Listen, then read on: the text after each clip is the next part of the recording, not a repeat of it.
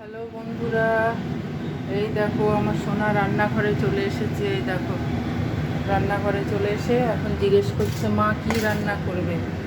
আজকে পনির রান্না করব, ও পনির খেতে খুব ভালোবাসে, তাই জিজ্ঞেস করছে।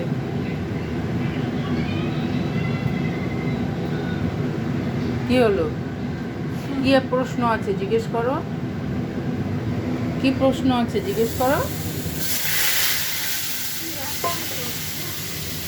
কি রান্না করব?